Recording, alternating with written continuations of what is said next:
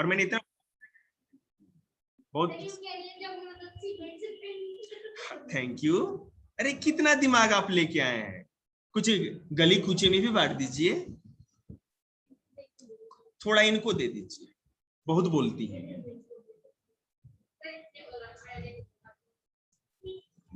अब मुंह बंद कर लीजिए, थैंक यू। कल संडे को नहीं टेस्ट लेंगे, बिल्कुल लेंगे बेटे, क्यों नहीं लेंगे। शॉर्ट और लॉन्ग का टेस्ट नहीं देंगे आप लाइट का। देखिए आज ओरल है, बता देना। हाँ सबका ऑल टू ऑल। तो क्या हो गया, स्कूल में मास्टर बता के देता है आपको कि भैया मैं टिक लगा के देता हूँ, यही लर्न कर लीजिएगा। आप बहुत विद्वान हैं। कटवाते हम नहीं, हम कॉन्सेप्ट के लिए पढ़ाते हैं, नॉलेज के लिए। हम आपको क्या कहते हैं, स्कूल में टॉप कराने के लिए नहीं पढ़ाते कि पहले ही पेपर बता दे टिक लगा के भैया रट जाइएगा, टॉप ललन टॉप नहीं बनाते।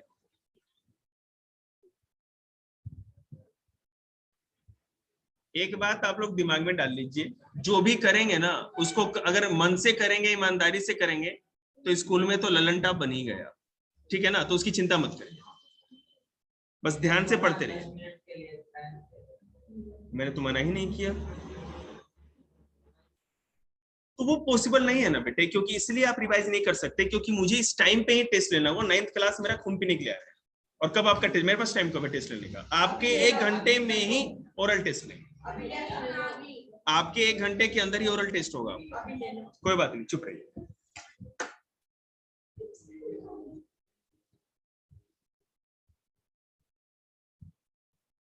लैंडस्लाइड आपको बता दिया था हमने कल अच्छी तरह से, आपको याद होगा।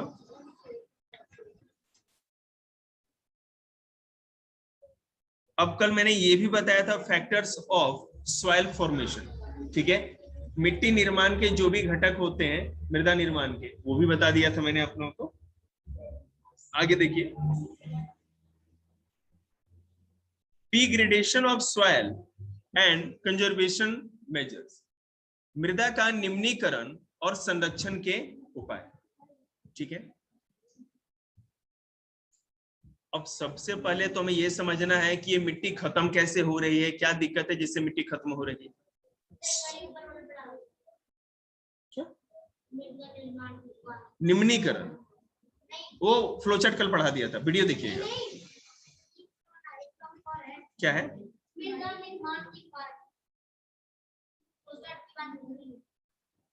अच्छा 2 फ्लो चार्ट के अंदर ही सारा आता है, मैंने कल करा दिया था। Degradation of soil and conservation measures, जो मिट्टी है वो कैसे खत्म हो रही है, उसको नुकसान कैसे हो रहा है, और इसको बचाने के लिए क्या क्या उपाय किए जाएंगे। आप चिंता ना करो, अगर आपको नहीं समझ में आएगा मैं फिर से दोबारा रिपीट करता हूँ। आप जो पढ़ा रहे हो, क्या मिट्टी कैसे बनती पता नहीं आपको? फ्लो चार्ट आपने देखा, बुक लेके आना।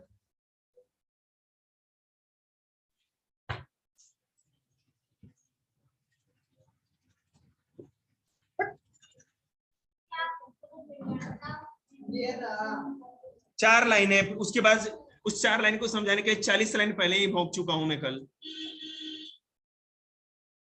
The major factors of soil formation, वही देखिए घटक वाला है, are the nature of the parent rock. कल बताया नहीं था कि पेरेंट रॉक का जो नेचर होगा, जो parent factor of soil formation देखा, मिट्टी कैसी होगी ये इस बात पे डिसाइड करेगा कि जिस चट्टान के टूटने से मिट्टी बनी थी वो कैसा था, मैंने ये बताया था। और क्लाइमेटिक फैक्टर्स, ठीक है, जलवायु के कारण, किस जलवायु में है, कैसा वहां पे क्लाइमेट है, वो रेगिस्तानी वाले इलाके में, अरे भाई मास्टर इधर इधर देखो ना, किस तरह के जलवायु में वहां पे ज्यादा बारिश होती है, ज्यादा धूप है, ज्यादा गर्मी है, तुम रिवाइज करो यह कैसा है।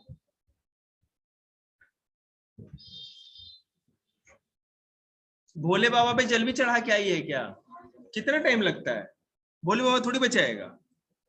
Other factors are the topography, role of organic material and time taken for the composition of soil formation, ठीक है।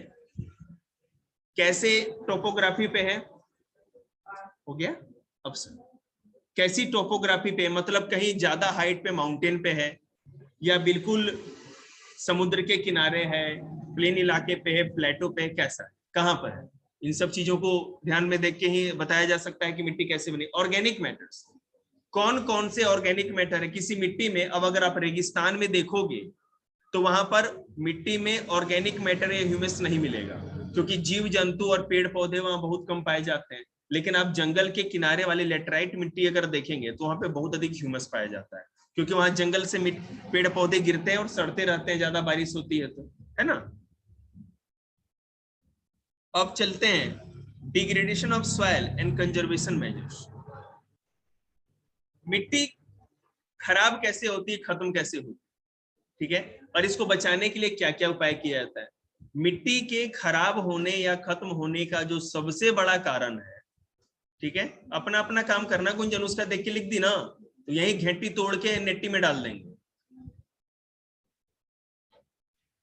इरोजन, मृदा अपरदन, मिट्टी के ऊपरी परत का कट जाना।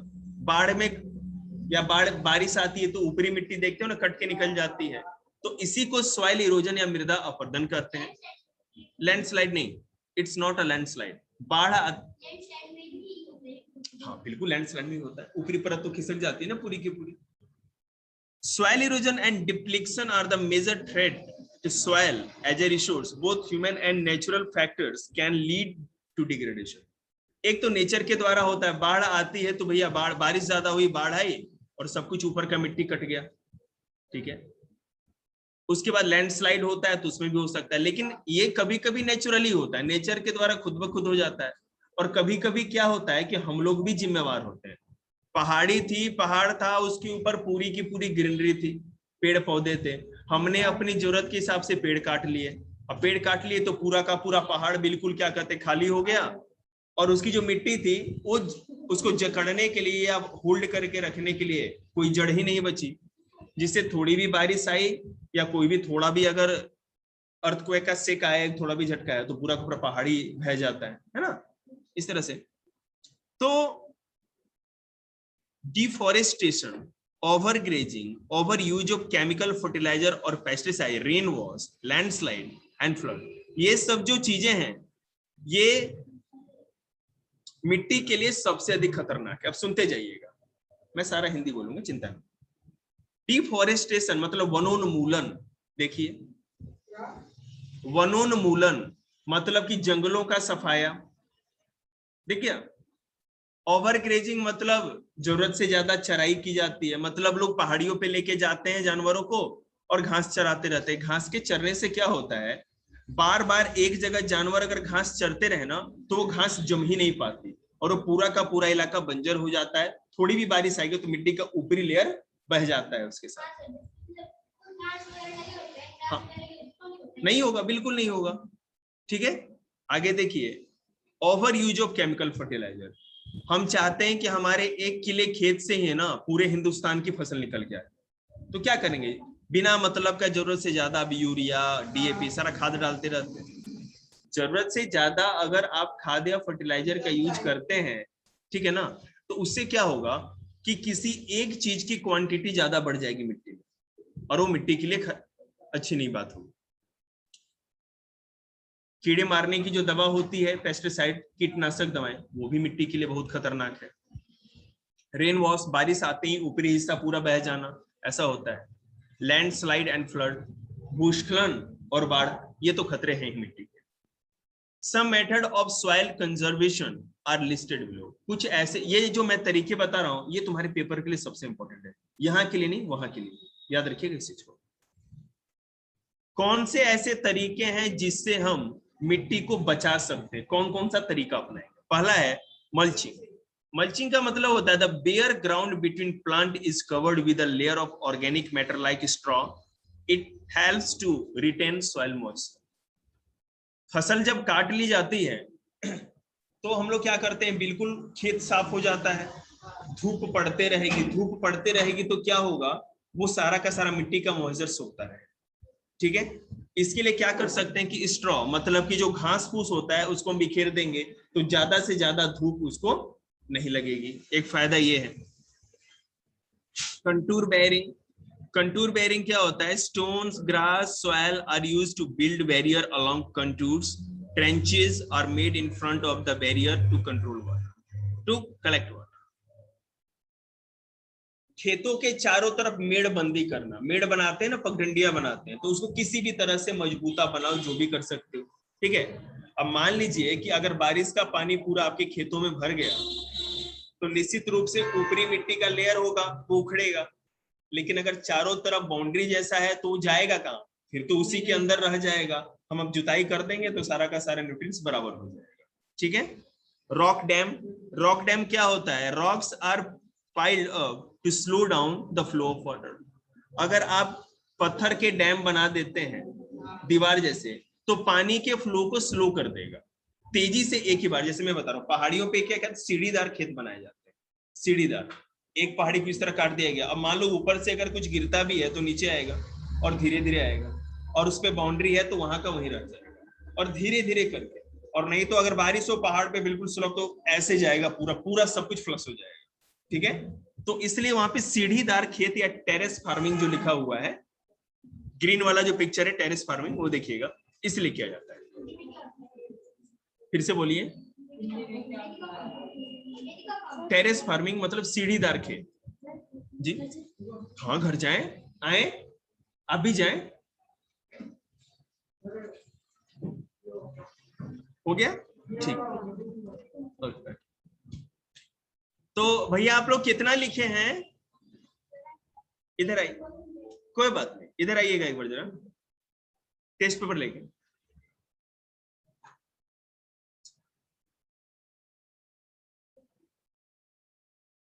अरे हाउ लेके आइए. 1 मिनट.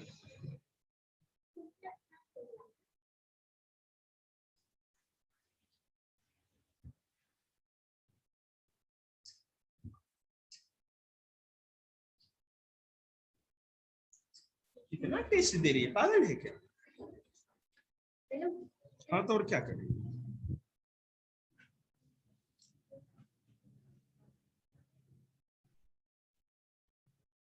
आइए भैया.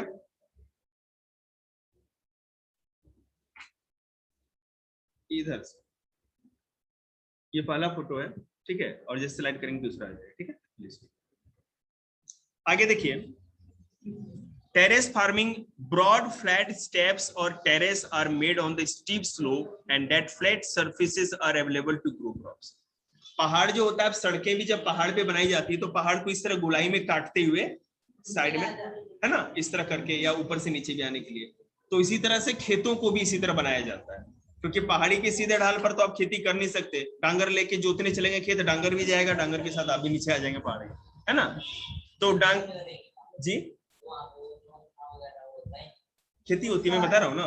तो पहाड़ को काट करके या इस तरह किया जाता है कि वो एक सीढ़ी की तरफ बन, जैसे एक हो गया स्टेप, फिर हाँ हाँ बिल्कुल जी, पतला जी, फिर से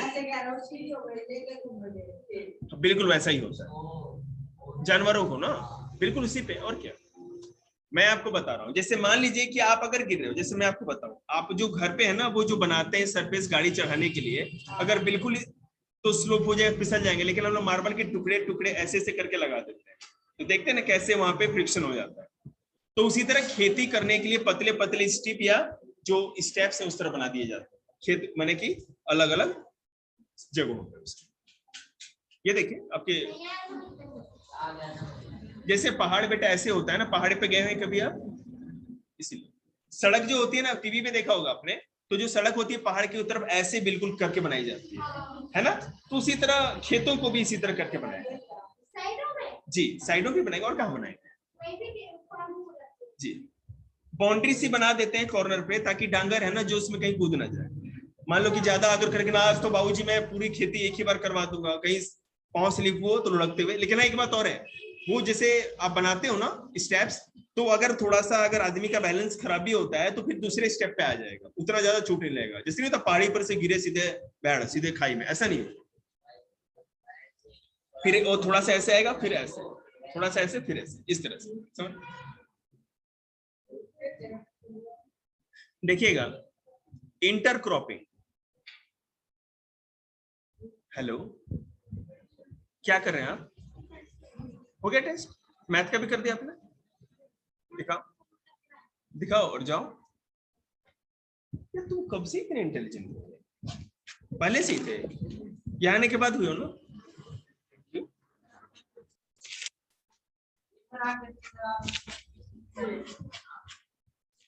कॉफी खिलाते हैं कि मेरी बात कहो? मारने से कोई बड़ाई करता है?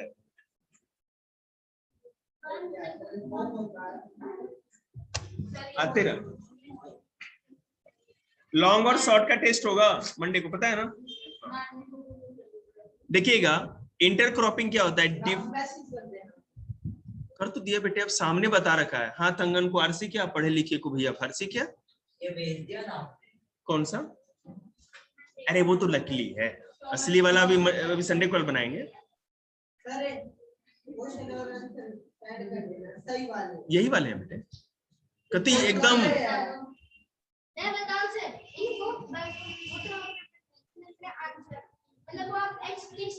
तो दे दिया है ना मैंने, क्या दिक्कत? हाँ, आप किसी के बारे में कमेंट नहीं, ये बात तो सही बेटा, आपको कमेंट नहीं करना। मैंने भेज दिया है बेटा, वही आपको करके आना, ठीक है? एक सेकेंड, आप चाहें मैं बोलूं? मैं बोल रहा हूं आपको, मैंने एक बेस दिया है कि ये आइडिया देखिए आंसर होता है। आप चाहे तो उसके हिसाब से चाहें, ठीक है? जैसे भी बेटा, तो उसका भी पूरा बुक भेज रखा है मैंने आपको, पूरा सॉल्यूशन भेज रखा है। उस एमसीक्यू को पढ़ने से कोई फायदा नहीं है, और इसका सबसे बेस्ट है ये। और ये पढ़ने के बाद है ना बेस्ट, ये पास होने के बाद ये सब सबमिट कर दीजिएगा, अगले क्लास के काम आ जाएगा, संभाल के रखिएगा। Okay, thank you. Intercropping, different crops are grown in alternate rows and are sown at different times to protect the soil from rainfalls। देखिए क्या होता है इसी में, ठीक है? ओके, मैं आप लोगों को मंडे को है ना बेटे, इस लखवीर सिंह का जितने भी साइंस के चैप्टर है सारे का सारा एक एक पीडीएफ बना के इस तरह में सोल्यूशन भेज दूंगा, ऑल टू ऑल चैप्टर्स के।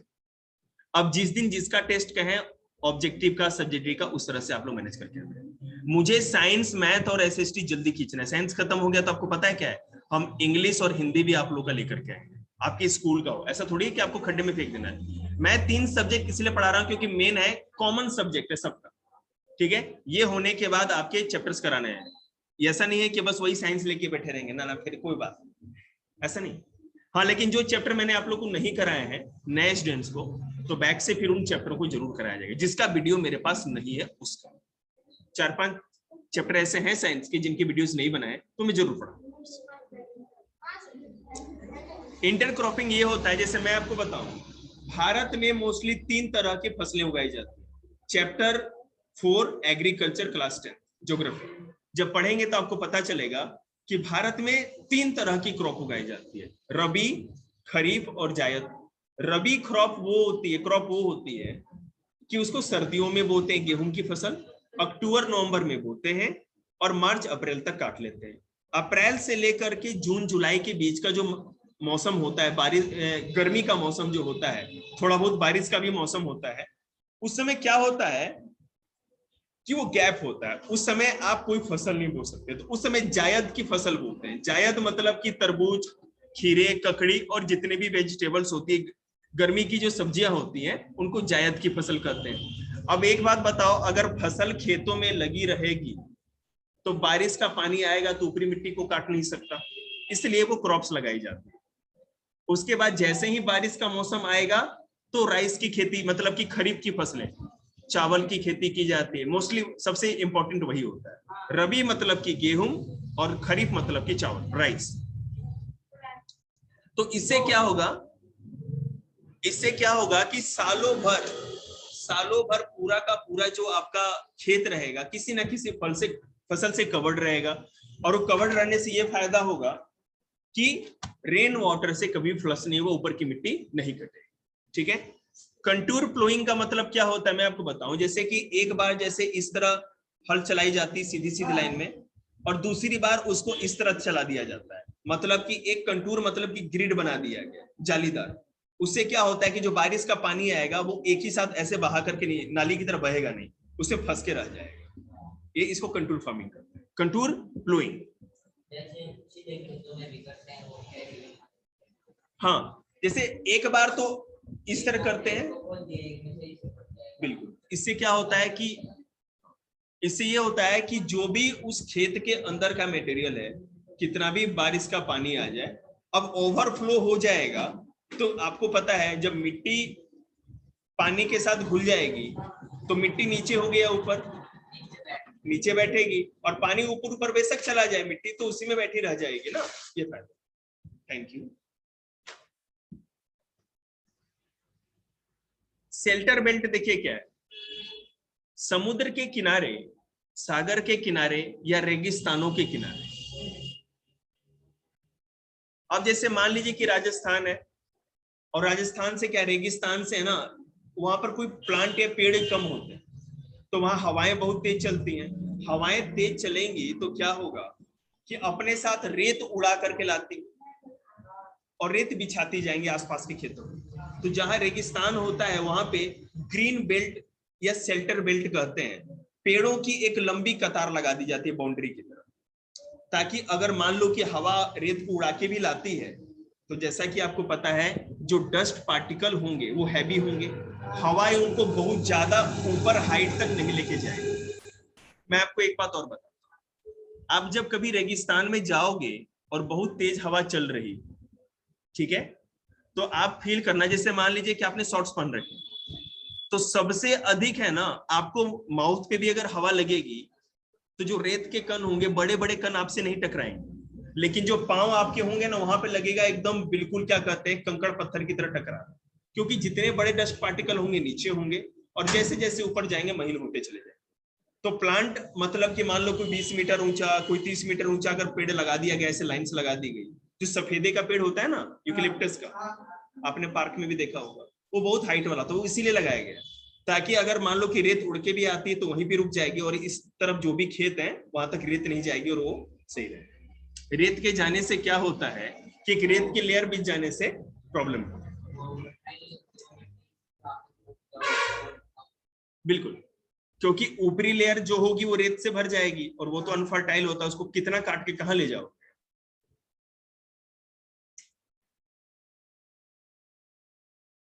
तो मुझे लगता है लैंड क्या होता है, लैंड का कैसा कैसा यूज है और कैसे हम बचाते हैं, आपको समझ आएगा। ये जो चारों पांच जो टाइप्स हैं जो बताया है कि किस तरह मिट्टी को बचाते हैं, अच्छी तरह से समझ लीजिएगा और आपके दिमाग में होना चाहिए। एसएसटी बेटा याद नहीं करते, साइंस याद करने की चीज नहीं, कुछ चीजें याद करने वाली होती है, लेकिन अधिकतर चीजें आपको समझ के अपनी लैंग्वेज में लिखना आना चाहिए, क्योंकि आप लोग उस क्लास में हो कि अब आप लोग को रटने की जरूरत नहीं, आप लोग खुद कर सकते हैं।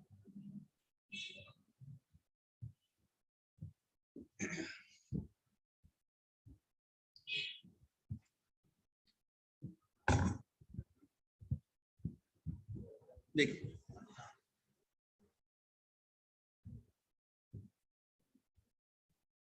जैसे आपको पता है कि लैंड एक हमारे अर्थ पे बहुत बड़ा रिसोर्स है, तो वाटर भी एक बहुत बड़ा रिसोर्स है, जल भी एक बहुत बड़ा संसाधन है। Water is a vital, vital मतलब इंपॉर्टेंट होता है, vital renewable natural resource. Renewable मतलब धरती पे कभी ऐसा हो ही नहीं सकता कि पानी खत्म हो जाए, ठीक है, इसलिए नहीं हो सकता क्योंकि ये वाटर साइकिल बना हुआ है। समुद्रों में पानी हमेशा इतना है कि कहां सूख जाएगा, और जब तक समुद्र में पानी है तब तक धरती पे बारिश की कोई कमी नहीं होगी। समुद्रों पे धूप की रोशनी पड़ेगी, सूरज की रोशनी गर्म होगी, ऑपरेट होगी, बादल बनेगा, बारिश होगी, और फिर ये सारा का सारा पानी समुद्र में, फिर वो भाप बनेगा, ये वाटर से। जी अनलिमिटेड है बिल्कुल, जो वाटर अगर अनलिमिटेड है तो बिजली भी अनलिमिटेड है, बारिश तो हमेशा होनी ही है। इलेक्ट्रिक इसीलिए हम लोग है ना रिन्यूएबल एनर्जी ही मानते हैं उसको, लेकिन हाइड्रो इलेक्ट्रिसिटी, हाइडल पावर मतलब कि जो पानी से बिजली बनाई जाती है उसको हम लोग रिन्यूएबल एनर्जी में ही मानते हैं क्या, लेकिन थर्मल एनर्जी को नहीं, जो कोयले को जला करके हम लोग जो, हाँ रिन्यूएबल है वो रिन्यूएबल है। सो थ्री हाँ नहीं नहीं, कोई जरूरी नहीं है। जैसे यहाँ पर जो बिजली बनती है इंडिया में 60% जो भी इलेक्ट्रिसिटी बनती है वो कोयले को जला कर बनती है, आपको पता होना चाहिए जी। हम लोग के पास वाटर रिसोर्स बेसिक बहुत ज्यादा है, लेकिन हम लोग उसको एक्सप्लोर नहीं कर पा रहे, ज्यादा यूज में नहीं लेके आ पाते। आप खुद सोचो ना, एक डैम अगर अभी बनाना हो उसके लिए कितने पर्यावरण के कानून हो जाएंगे। और वास्तविकता भी है, आप बिजली बनाने के लिए एटमॉस्फेयर से छेड़छाड़ नहीं कर सकते ना। आप एक डैम बना रहे हो, उससे पूरा का पूरा पर्यावरण ही हुआ। पहाड़, ये पहाड़ क्यों गिर रहे हैं? हर जगह हम लोगों ने पहाड़ों का बैलेंस ही खराब कर दिया। टिहरी डैम उत्तराखंड में बनाया गया, उसके चलते इतने अभी क्या कहते हैं लैंडस्लाइड हुए, इतना कुछ हुआ है कि, और कितने लोगों को, वो तो होना ही है ना। तो डैम बना दिया आपने, बिजली बनती है उससे, लेकिन बहुत लोगों का नुकसान है उससे, समझ रहे हैं ना। आपको जब डेवलपमेंट चैप्टर पढ़ाया जाएगा क्लास 10th में इकोनॉमिक्स में, तो कोई ना बेटे तू यहाँ दे, तो डेवलपमेंट चैप्टर में ये आप लोग को पढ़ना है कि कॉन्फ्लिक्टिंग गोल्स, विरोधाभासी लक्ष्य। कॉन्फ्लिक्टिंग गोल्स का मतलब ये होता है कि एक लक्ष्य जो होगा, गोल जो है, हो सकता है किसी का फायदा कराएगा और दूसरे का नुकसान। डैम बनाने से फायदा है जो हम शहरों में बैठे हैं, हमें बिजली मिलेगी 24 घंटे। जो उद्योगपति हैं, बड़े बड़े इंडस्ट्री लग,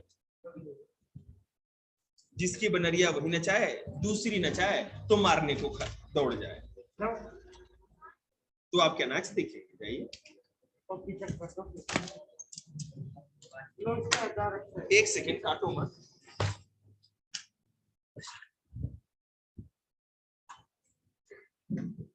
तुम मुझे अच्छे बच्चे लगे, एक छोटा वाला पिन लेके आना डब्बा इसके दुकान से, इसे जगवार से।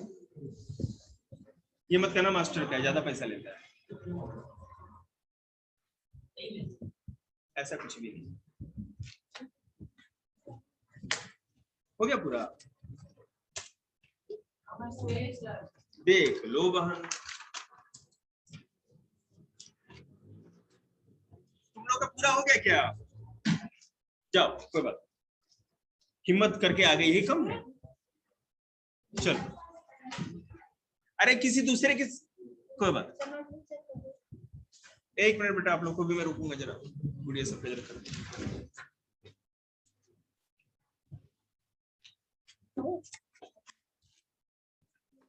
जिसके बालों से बदबू आ रही है गुड़िया को बोलना कि ऐसा मास्टर कोई ज्यादा बड़ा है ना, मारपीट नहीं कर रहा है, आ सकती थी।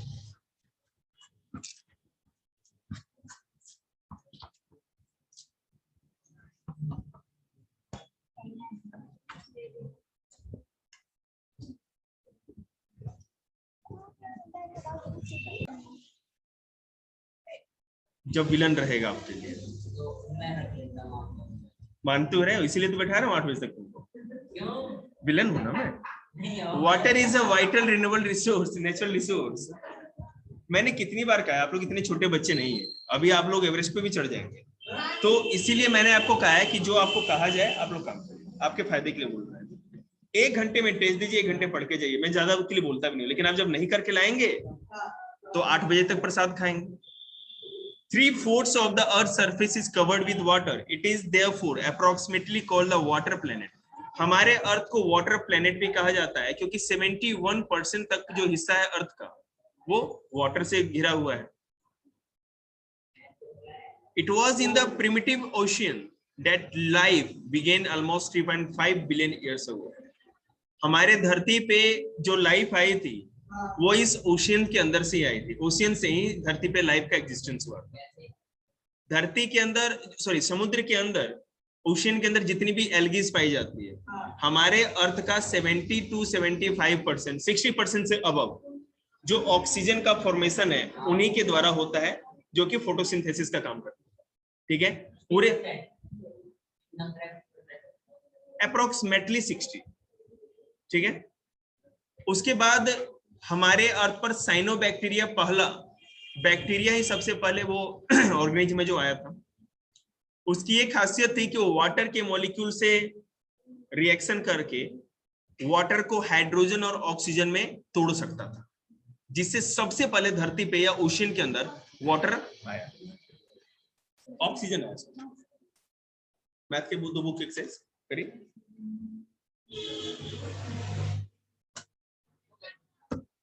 अरे वो शुभम बिना एक्सरसाइज किए चला गया। आपसे वो वही बोल रहा था ये लड़का, लेकिन आपने चपड़ चपड़ करके चुप करा दिया इसको। कोई बात नहीं, चिंता मत करो।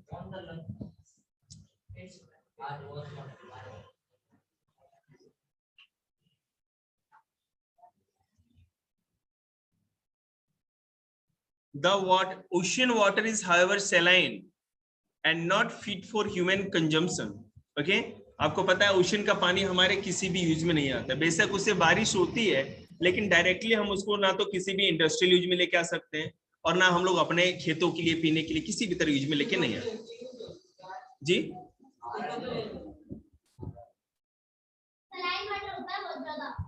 फ्रेश वाटर खारा पानी बेटे खेतों में भी नहीं देते, ठीक है ना?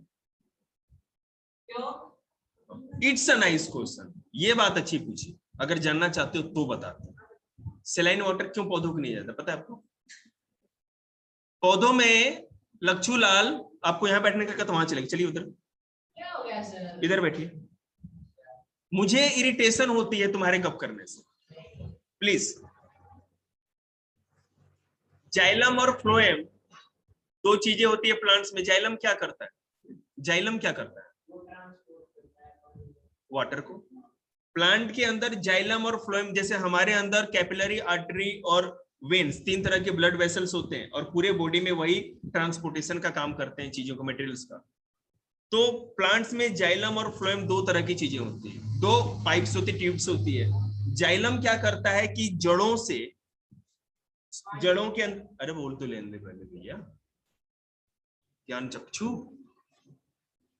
सॉइल के अंदर जो वाटर कंटेंट होता है उसको एब्जॉर्ब करके प्लांट के हर हिस्से तक पहुंचाता है। और फ्लोएम क्या करता है कि प्लांट के लीव्स में जो फूड तैयार होता है उस फूड को पूरे प्लांट के साथ साथ रूट्स तक पहुंचाता है। तो अगर आप सेलाइन वाटर यूज करोगे जिसमें बहुत सारे सॉल्ट होते हैं और जैसे ही प्लांट उसको एब्जॉर्ब करेगा तो उसका जाइलम जो है ना बिल्कुल ब्लॉक हो जाएगा कुछ दिनों के बाद, और जाइलम बिल्कुल वाटर को लेने के लायक रहेगा नहीं, मतलब ऊपर पानी जाएगा ही नहीं, ब्लॉकेज हो जाएगा, पूरा पाइप ही बंद हो जाएगा जी। मतलब जो भी सेलाइन चीजें उसमें होती हैं और इस कारण से पौधा सूख जाएगा, मर जाएगा। इसलिए कभी भी हम लोग खारा पानी नहीं देते। अब यहाँ का जो खारा पानी है हमारा, जैसे यहाँ आसपास का जो है, हो सकता है कि उसमें कुछ सॉल्ट कंटेंट कम हो, कुछ होता है ना बहुत ज्यादा खारा, कुछ थोड़ा कम खारा। आप उसे ट्राई मत करना, मैं एग्जांपल दे रहा हूँ। अगर आपके गमले में कोई पौधा हो और खारा पानी अगर हैंडपंप का हो या कहीं का हो, अगर आप हर दिन उसके अंदर देते रहिए, देखिए कुछ दिन के बाद आपका पौधा सूख के मर जाए। नहीं, मैं तो नहीं कहूंगा पौधा आपका बिना मतलब का मर जाए, किसी पौधे को मारना ठीक नहीं। कोई घास लगा के उसको देख लेना, कोई जैसे वीडियो घास हो जाती है ना, उसको करके देख लीजिए। Thank you. The ocean water is, देखेंगे, the ocean water is however saline and not fit for human consumption. Fresh water accounts for only about 2.7%. Nearly 70% of this occurs as icy sheet and glacier in Antarctica, Greenland and mountains region. Due to their location, they are inaccessible. अब देखो, Antarctica में, Greenland में या हिमालय की ऊपर चोटियों पे अगर जो बर्फ जमा है या किसी भी माउंटेन पे, तो भाई अब हम यहां से जाके हनुमान जी की तरह उड़ के वो बर्फ लाके पिघला के तो नहीं पी सकते, ठीक है? तो एक सेकेंड, हमारे अर्थ पर जो ड्रिंकेबल या फ्रेश वाटर है वो पूरे अर्थ के वाटर का ओनली 2.7% है। उस 2.7% के अंदर जो 70% हिस्सा है उसका, वो केवल आइस कैप में पाया जाता है। आपके क्वेश्चन का आइस कैप मतलब कि जहां भी बर्फ जमी हुई है उसके अंदर वो वाटर है। देखिए, मान लीजिए कि टोटल 100% है वाटर, ये घट नहीं रहा, पिए जा रहे हैं जी, घट नहीं रहा, ये पिए जा रहे हैं, बता रहे हैं ना, चिंता क्यों। ध्यान दें, 100% वाटर में से 70% जो वाटर है, सॉरी, मतलब कि जो 100% वाटर है उसमें 2.7% केवल क्या है, फ्रेश वाटर ड्रिंकेबल, जिसको हम पी सकते हैं, पौधों को दे सकते हैं। अब इस 2.7 को अगर 100 मान रहे हो तो इस 100 का भी केवल 70% जो हिस्सा है वो आइस में, मतलब कि ग्लेशियर में है, माउंटेन्स में है, अंटार्कटिका बहुत बड़ा स्नोई एरिया है, आइसलैंड है, सॉरी ग्रीनलैंड है, उनमें पाया जाता है। और इस 2.7 का जो 30% हिस्सा है वही हम लोग एज अ फ्रेश वाटर पीते हैं। अब उसमें देखो कैसे, इसमें ग्राउंड वाटर होगा, जब बारिश होती है तो मिट्टी से रिस करके पानी नीचे चला जाता है। ये नदियों में जो आपको पानी दिख रहा है, झीलों में जो पानी दिख रहा है, आपको पता है ना जमुना नदी का पानी फिल्टर होके आता है जिसको पीते हैं। 70% पानी है वो अभी तो अवेलेबल नहीं है ना, हम अंटार्कटिका कैसे जाएंगे? हम माउंटेन्स पे हम नहीं जा सकते ना, वहां पानी है लेकिन वो हम लेके कैसे? यहाँ नहीं, अगर आप उत्तराखंड साइड जाएंगे जहां से जमुना नदी निकल, तो लेकिन बहुत ज्यादा कम पॉपुलेशन है ना, तो वहां पर कोई दिक्कत नहीं है। वैसे किसी भी नदी का पानी आप नहीं पी सकते इस तरह, कोई ना कोई अगर बैक्टीरिया होगा तो मर जाएंगे, दिक्कत हो जाएगी आपको। अब बैक्टीरिया थोड़ी मरेगा, दिक्कत तो हुई है। गंगा के पानी में नहीं हुआ, भगवान ने बचाया। गंगा के पानी में क्या नाम था उसका, बैक्टीरियोफेज नाम का एक बैक्टीरिया बहुत पहले पाया जाता था। अरे सुन तो लो बेटे, सारी राम कहानी बताएंगे, ये भी बताएंगे सीता जी का ब्याह राम जी से कब हुआ है ना, कब वनवास गए, रावण चचा कब आए, सब बताएंगे, ध्यान से सुनो। पढ़ाने के बीच में बोलिएगा मत कुछ, ठीक है? और आप अपनी जीभ बंद कर लेंगे मुंह वाले। वो रूल मत तोड़ो जिसका तुम्हारा मिसाल देके सबको सिखाते, उसके लायक ही नहीं हो, भाड़ में जाओ। चलो आगे चलते हैं। एक्स्ट्रा ज्ञान लड्डुओं को नहीं देते, आप लोग बुक ही देखिए।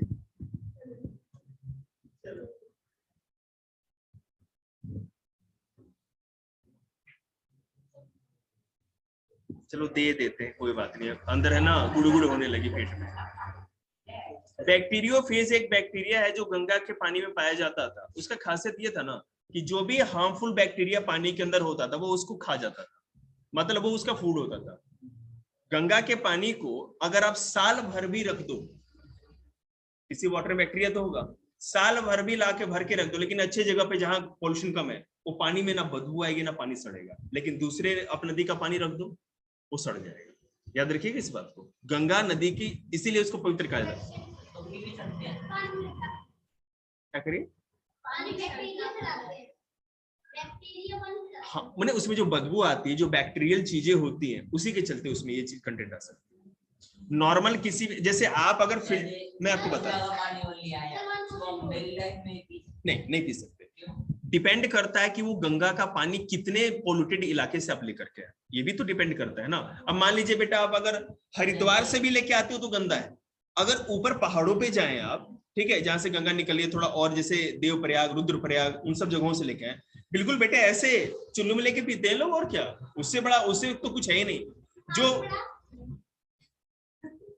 डोंट इंटरप्ट मी, आप जो आरओ का पानी पीते हैं, हाँ तो पी लेते हैं आप, जी भी लेते हैं आप, लेकिन नहीं पीना चाहिए। मैं आपको बता रहा हूं, जो हम अभी चुप रहा, आरओ का पानी जो हम पीते हैं ना, ठीक है, वो हमारे सेहत के लिए बहुत ज्यादा अच्छा नहीं माना जाता, क्योंकि हमारे शरीर में बहुत सारे मिनरल्स की कमी हो जाती है। लेकिन अब ऐसे भी आरओ आ रहे हैं,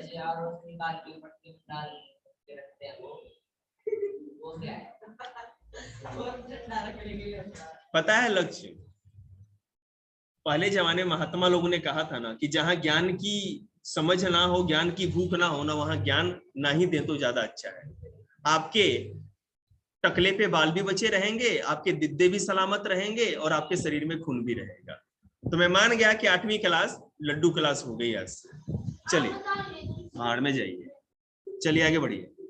जिस दिन बॉयज नहीं आएंगे सारा क्वेश्चन रखिएगा, उसी दिन बताएंगे, इस लायक ही नहीं।